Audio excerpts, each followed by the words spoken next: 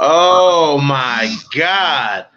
Welcome back to No Filter MMA. This is your boy BJ back with another live stream, guys. I'm here with Taylor Loader, and we are basking in the after effects of UFC 254. Taylor, what you got, man? Dude, I mean, top to bottom. Main card was even the prelims were fantastic. The main card was, dude, that first fight. He's Ion Cutelaba. I really thought he was gonna do it. I thought he was gonna be the one that he was gonna fix it. Nah, he got fucked up. Taylor said he got fucked up. Man, but yeah, he got fucked up, man. He got fucked up pretty bad. But what do you think about Tai Tuivasa getting back in the win column, dude? He needed Oh, that. I was so He happy. needed that. I picked him first round KO, and then Seven Struve. I was, I don't know if Seven Struve has a way of like ruining things like this. But Tai Tuivasa came through. I still don't think he can wrestle, but as long as people let him stand with him, he's got a shot. Dude, but he looked tiny in there compared to Stephen Oh Struve, yeah, bro. he looks small. Dude, he looked tiny compared to Stephen Struve in there. I mean, just Mm-hmm. crazy size difference, dude. Of course, everyone was. What's up, Reggie the Tree? Everyone was expecting Lauren Murphy to get that win over Shakarova. I do want to speak real briefly about Miranda Maverick versus Leona Jojua. Nasty elbow coming in, man, and she caught Jojua, probably the most gnarly fight of the night. You know what I'm saying? She caught Jojua with that elbow, man, and split Jojua open, Roy McDonald Mm-hmm. style. She was just But leaking. leaking, dude. She was leaking all over the place, bro. But another fight that I want to talk about, man, that I thought was just a beautiful display of striking technique was Alexander Volkov, bro. What do you Oh, I feel? How do know. you feel about, dude? The That's just my boy, complete dude. Since domination. Bellator. Yeah, since Bellator, that's been my guy. And I was worried about Harris is going to come in super aggressive and just on a bull rush him, like Mike Tyson. And Right. I didn't know if Alexander Volkov would be able to keep him on the edge like he did. And then when he caught him in the body, like good job on the ref for not like accidentally thinking that was a groin shot. I'm glad he was able to Right. see it, and because it was perfect right to the fucking midsection, and then just vicious against the cage. I was actually impressed how easy he made it look against someone like Walt Harris. Yeah, man. I mean, I arguably say that he's one of the best strikers in the division, Taylor. Oh Am yeah, I wrong for saying that? him and Alistair Overeem, for sure. Right, right. I would love to see. To be honest, man, I would love to see Alexander Volkov fight for the belt, dude. I would absolutely love to see him fight Oh, me too. Stipe. That's why that Be- fucking Derek Lewis fight pissed me off so much. Dominated 13.5 minutes of that. And then he was gonna fight for the title, and then fucking Derek Lewis does not get. Yeah, that should have been him fighting DC. I mean, it yeah, probably still would end up the same, but it should have been his shot. yeah, dude. I agree. I agree, bro. So dominant win by him, dude. Robert Whitaker, the former champion, bro, goes out here and puts on a. I'm not gonna lie, Taylor. I was a little concerned about Robert Whitaker in this fight because I'm thinking Really? Jared Cannonier. I knew Robert. I know Robert Whitaker would win. I'm going to pull for Robert Whitaker, but I'm thinking Yeah. Jared Cannonier can put his lights Oh yeah, out, and we I know. thought it'd be more competitive. Me too, dude. I thought that we would see Whitaker face some type of adversity, dude. We didn't Yeah, see no, much of anything. no. Jared Cannonier was talking all before this fight. I'm gonna make it a war. I'm just gonna get in his face. I'm gonna start punching him. And Robert Whitaker tried to tell him, like, bro, I've been in wars. I love that shit. Like, let's go. And then he brought the word to Jared Cannonier, and Jared Cannonier didn't have any answer till the end of the third round. Robert Whitaker basically did whatever he wanted. Dude, the jab. It was the jab of Whitaker, bro. Just in and out with that beautiful jab, bro. And he stuck that jab in Jared Cannonier's face like I ain't never seen before, dude. I mean, what a And beautiful yeah, he kept performance. sneaking that right kick, that right head kick right behind him. That head kick, yeah, dude. Oh my God, he's beautiful at doing that. So, what do you think? Do you think he should get the rematch with Adesanya? Yeah, like who else is there at 185? Yeah. I feel the same way, bro. Yeah, it says by And default. I think I think this time around we're seeing Whitaker come off of a 2-fight winning streak of two absolute killers in Darren Till and and he's Jared been Cannonier. active. When And Izzy he's been fought him, he very hadn't active. fought in like 16 months? 18 months. Yeah, see, now he's fresh. He's had 2 fights, looked great, won both of them. Yeah, I think that Robert Whitaker might be the biggest threat to Izzy's title. That's what I'm feeling the same way, bro. I'm feeling very close to the same way. I no longer fear Robert Whitaker potentially fighting Paulo Costa, dude. After seeing how fast Robert Whitaker is, man, and you know what I'm saying, like Paulo Costa wouldn't be able to keep up with Whitaker. He would probably finish Costa too. Yeah. But let's get to the main event, bro. Taylor, let's talk Gaethje versus Khabib, dude. I'm gonna let you start it off, bro. Yeah, I'm a notorious Khabib hater, but I just don't like. It's a sports hate thing. I love Khabib. I just hate watching because he's just so fucking good. Right. And Gaethje, like the first round, toward the first like 4.5 minutes of the first round, I was like, okay, Gaethje's doing better than everyone else. And then, but Khabib looked fantastic on the feet, man. I have never seen him look that fluid in my fucking life. Like he just up and down was just perfect. Like Justin caught him a couple times, but other than that, Khabib really dominated him. But it was in the stand-up, not like everyone would think.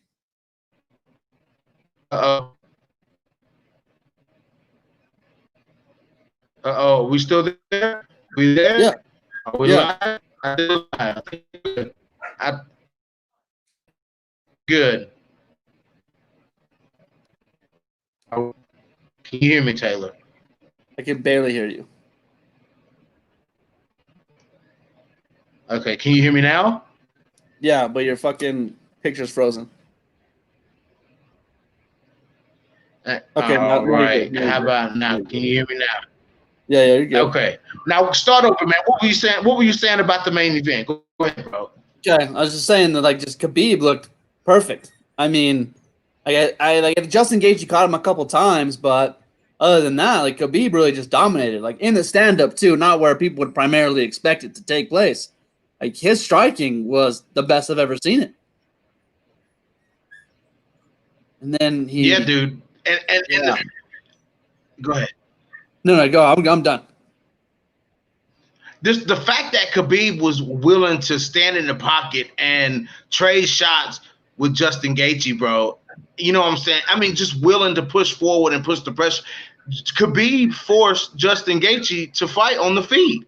Like, that's what was most surprising to me, is that Khabib was the one pushing the action. Khabib was the one, you know what I'm saying, that was forcing the reactions out of Justin Gaethje on the feet. Yeah, that's how we kept catching him. Because Justin Gaethje was backing up, but Justin Gaethje said he didn't want to be against the cage. So we'd still go to the right or left, and then Khabib was just catching him. And I was waiting for like a Dan Henderson, Michael Bisping moment when he kept circling into the power, and Khabib was just going to wait for him and hit him. And then he just took him down, and then tried the armbar, which I knew he didn't have. And then that second round just came out, same thing. Didn't shoot, just was okay to stand up.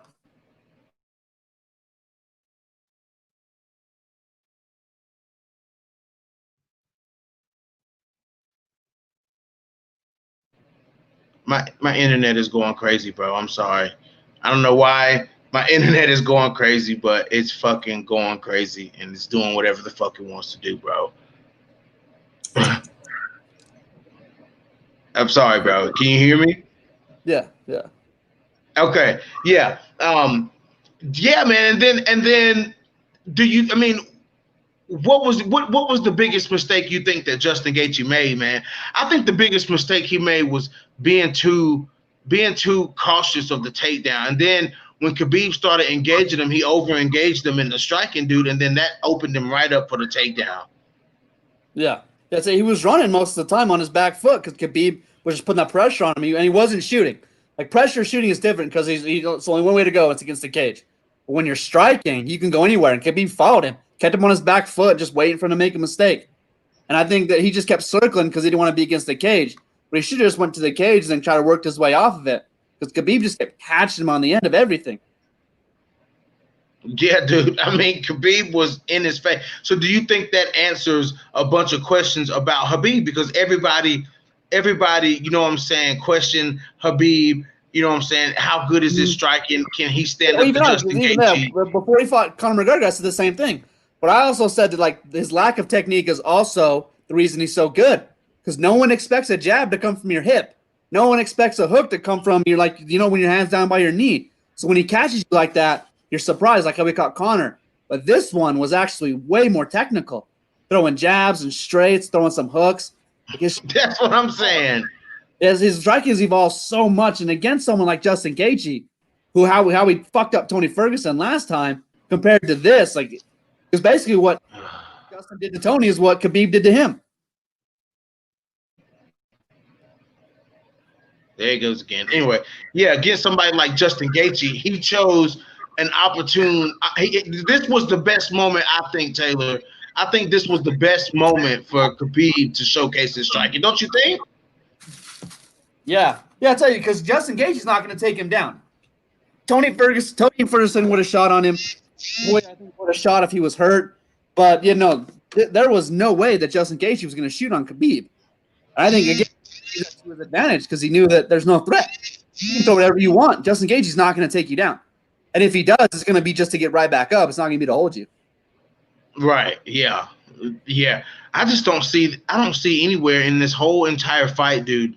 I just don't see where Justin Gaethje was advantageous at all. Like, it was complete 1-10 domination by Khabib. It was just complete domination from Khabib, dude. Like, and then he goes and retires, dude. That was wild. I can't believe he did that.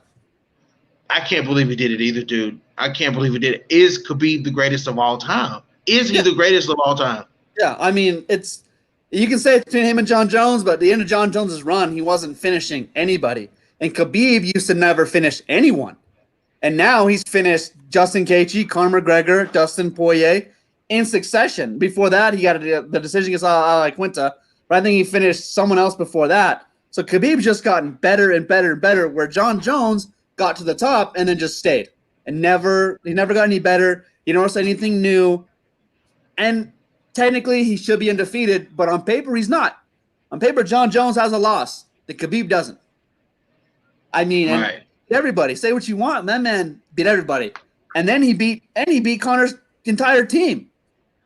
That is legendary shit. Where you're world champion, you know there's going to be a heavy fucking fine, and you don't give a shit because that motherfucker ran his mouth too much. And that's the most gangster thing anyone's ever done. No one's ever done that UFC before. It's happened in like Strikeforce, happened in Bellator, it's happened in World Series of Fighting. But the UFC prides themselves on never having anything like that happen. And then the man Khabib does it. So beautiful. Yeah, he's got to be an argument. But to me, he retires the GOAT. 29-0. That's like Floyd Mayweather's 50-0. It's untouchable. No one's gonna in MMA. That's unheard of. Unheard of. Then to fight the people he's fought, win the way that he has. What can you say? Yeah. I mean, that's all you can't say anything, dude. I mean, complete and total career domination by Khabib Nurmagomedov. He's lost one round in his entire UFC career. One round. Why? That's dude, and took very minimum damage in 29 fights, bro. Yeah. Very minimal damage in 20. No, it doesn't get touched. Yeah, like he's set for life. He's a fucking superstar over in Europe where he lives. He's a hero in Russia. He's rich. Like the man has, and like you said, he's nothing left. What does he have to prove? Dustin and Conor fight January. He took both of them out. He beat Gaethje. The only person he's never fought was Tony. And that fight will never happen. And no one can blame themselves. And really, it's no one's fault. But that'll never happen. But again, for what he has on paper, Khabib has to be the greatest. So you think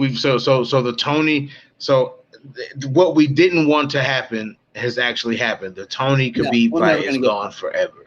Because that's what DC was talking about when Khabib says he's going to do something. He gives his word, and he gave his word to his mom that he was done. That you'll never see again.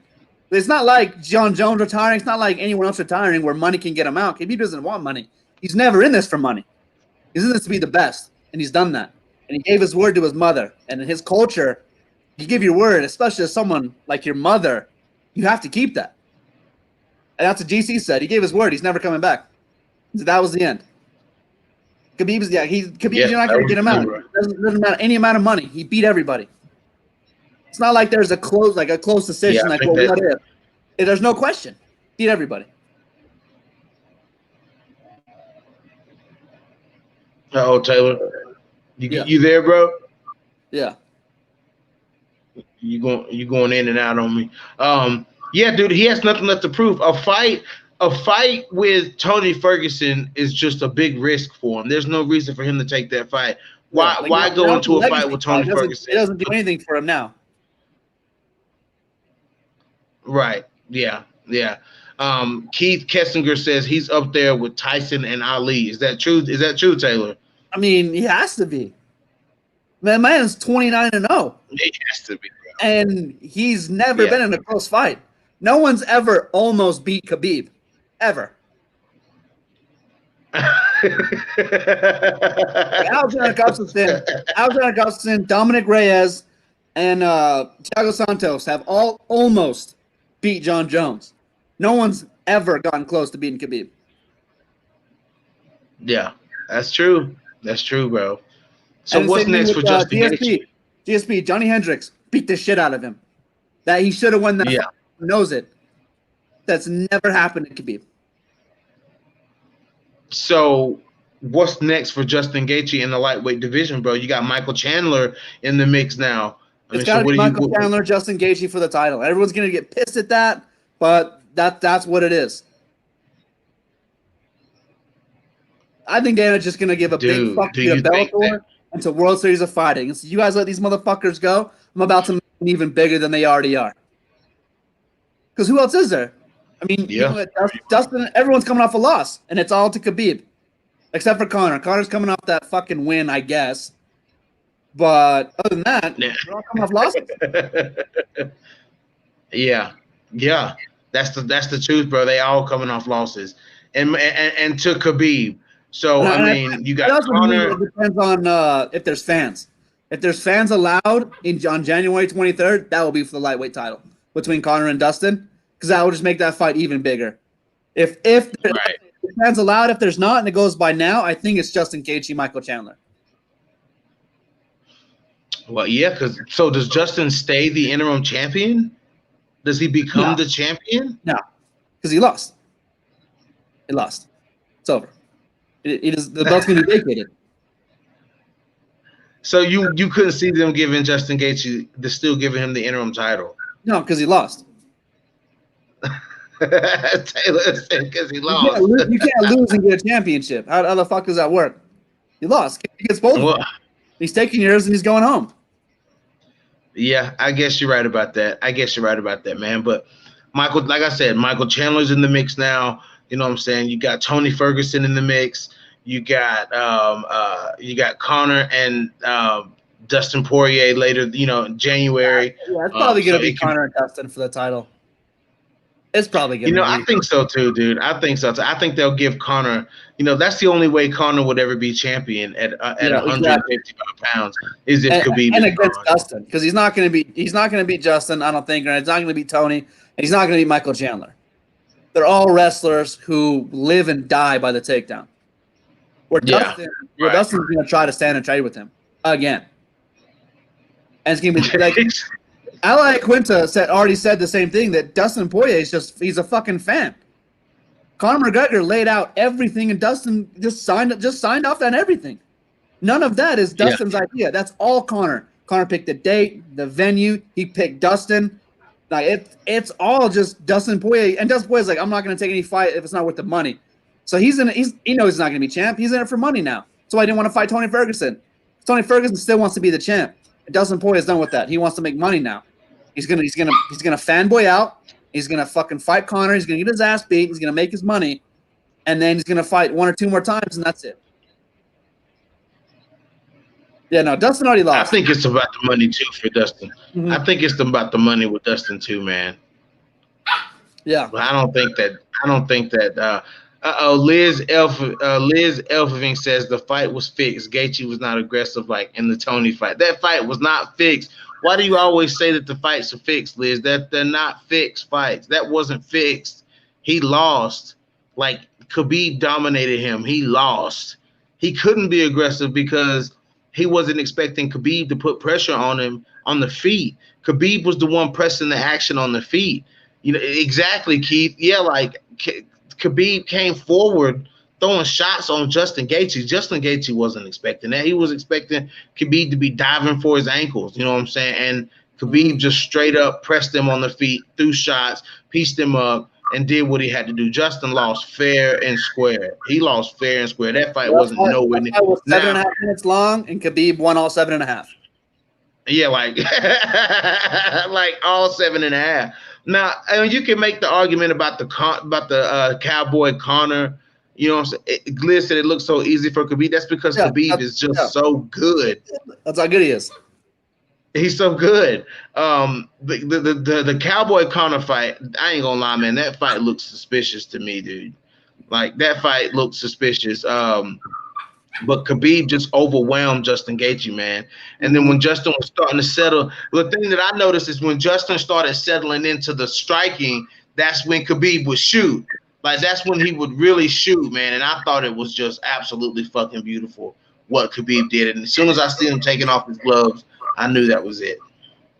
Yeah. I just knew that was it, man. So it is what it is, guys. We ain't going to.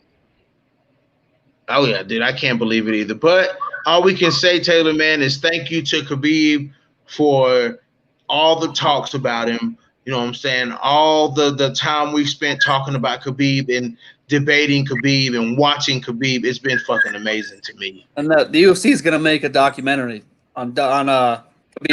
They have to. No, they're going to. They about have Khabib to. versus Tony 5 times. 5 times, and it falls out every 5th time, and then one of them retires. That's gonna be the greatest fight we've never get to see. Yeah, that's it. There it is, right there. Tony Ferguson versus Khabib. That's it. We missed out on that one, man. We definitely missed out on that one. Any closing thoughts, Taylor? We ain't gonna stay on here all night, man. No, just congrats to the greatest of all time, Khabib Nurmagomedov, 29-0, won every round except for one, undisputed lightweight champion, and beat everybody. Beat everybody in his path. Everybody the UFC put in front of him, guys. All right. This is your boy BJ back with No Filter MMA. Guys, wanted to come on real quick and talk about the after effects of UFC 254. I thought it was a great card. My boy Taylor Loader here. Give a shout out to Taylor, guys. That's my motherfucking dude doing shoeies right after Tuivasa got the win. Can't get no more random and no more fucking spontaneous than my boy Taylor, boy. Love having Taylor on the course, guys. But we're going to get the fuck up out of here and just shout out and congrats to the winners of tonight. I gotta say Conor McGregor, Khabib, Tai Tuivasa, Robert Whittaker, everybody that put on a good performance. And we are out of here, guys. Peace out.